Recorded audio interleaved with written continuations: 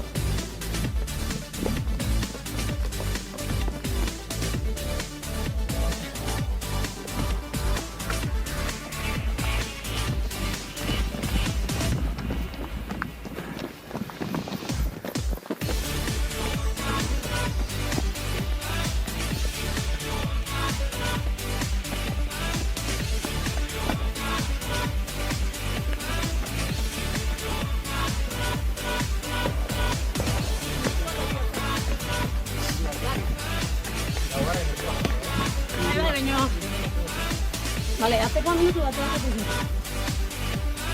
Opa, Eduardo, opa, tú, opa, Iñaki.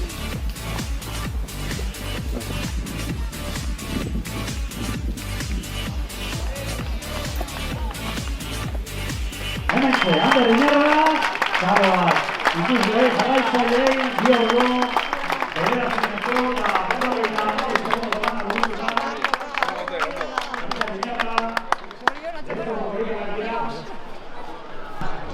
Aspaldiko parte hemen Euskal Herrian korritzea betire atsegina da, hemengo ambienteangatik eta oso gustora egin korrika.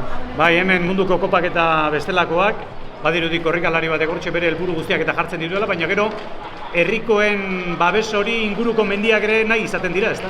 Noski, babes hori azkenean faltan botatzen da, horrenbeste denboa lasterka eta kanpoan, egia da hemen euskaltzaleek ambiente gehiago jartzuten mendian eta hori korrikalariok asko eskatzen dugu. Bueno, ze aipatuko zenuke gaurko saio hontatik, ez dakit gehien zerkin gozatu duzu, zer izan da gehien kastigatu zaituna, ezetasuna behar da? Agian ezetasuna, azkeneko momentuan eben dakagu guzti gauna eta hone berotu du, eskerrak gero igoera asko pagadian eta zen eta hor nahiko eroso egiten zen korrika berotasun atletika, baina eta gero errezena, ez dakit, gainontzeko guztia ez, jatxera azkenekoaren etzako egokia da, asko korrika egiteko delako, baina behin zapatila eman ezkeo, hor putxazio altuetan gozatu bai, baina sufritu ere hortxe egitea. 15 minutu eta 16 segundu azketik, Beñat Kataraek. Barra, Honda! Argi.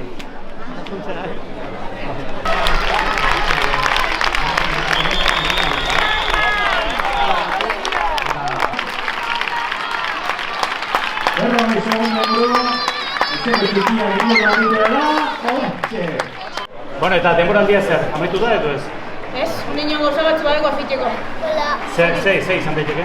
Lehenengo Eskoziara guet, Arron Arturuek, inongo espektatiba barik, zegila zegoen ginen ez karrera oso polite da, apur bat karrera itxera. Gero bai, Beriaingo kilometro vertikala, bai, Guanbotoko vertikala, eta gero azkeneko munduko topako Limonen, Italian, eta bukatuko jadena hiru handiekin. Hiru handien petxeko esperantza badete, kurriako gehiak, hori ja oinez, suabe eta...